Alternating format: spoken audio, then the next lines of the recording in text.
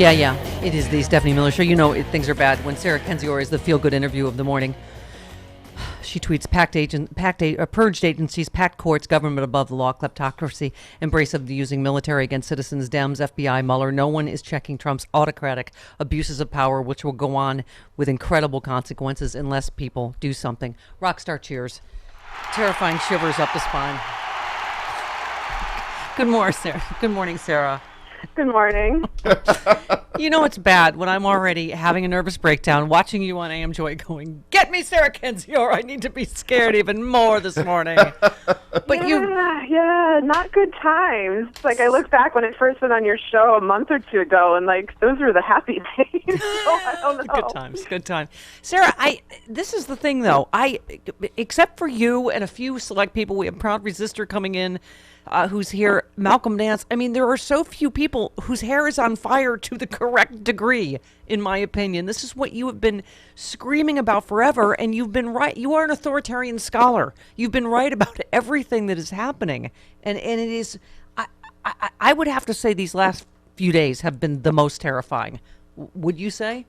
Yeah, I mean, I think people are finally beginning to realize what's been happening since the start of this administration. I don't think that things have changed that dramatically. They're just very open. I think people were shocked, for example, by Barr's actions, by the fact that he's obstructing justice in plain sight, by the fact that he's overtly acting as a Trump lackey. But that's really no different than, for example, what Sessions did. You know, people kind of come back to this, Sessions recused himself from the organization. He respected institutional boundaries. You know, that's crap. Sessions was part of this plot from the get-go. He just made the pretense. You know, he bothered to pretend that institutions mattered and that there was still protocol to follow.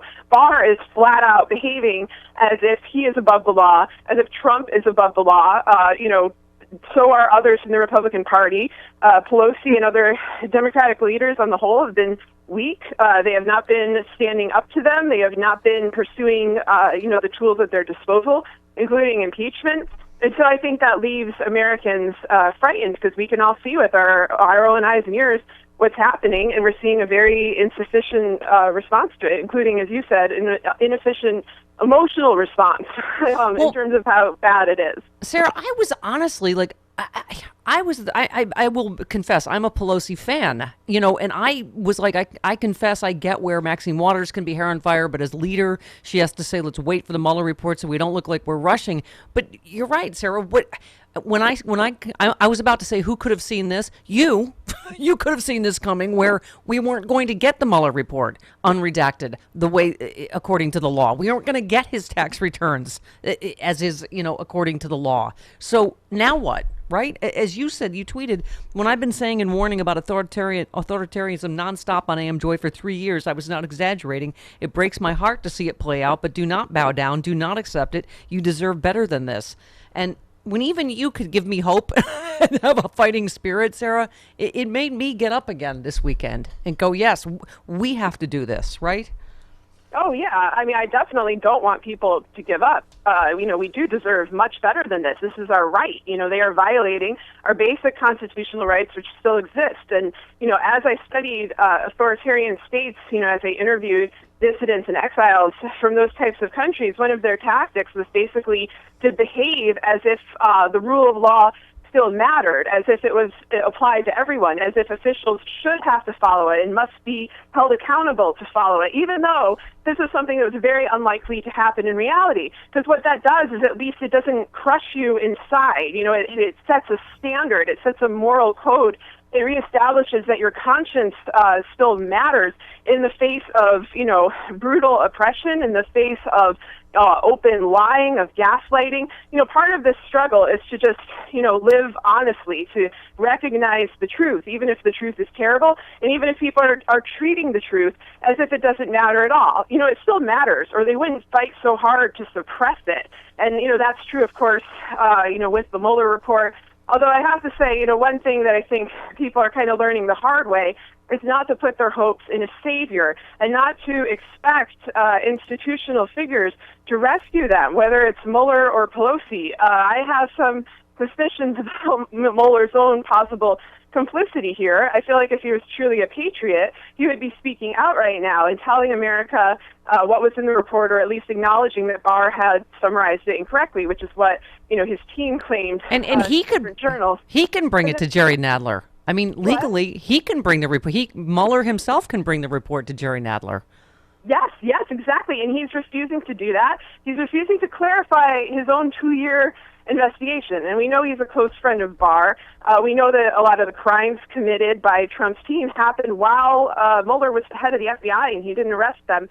So, from the start, I was suspicious of this. But even if Mueller had done just like an amazing job, a really thorough, credible job, it would have, of course, been suppressed by Trump's administration. That was true from the start. It wouldn't have mattered who was doing it. They don't want that information out there, and they've been, adamantly trying to suppress it from the beginning. And so then you think, okay, well, what other ways can we get this information out there? A very obvious way is impeachment hearings, as a formal presentation of evidence to the American public.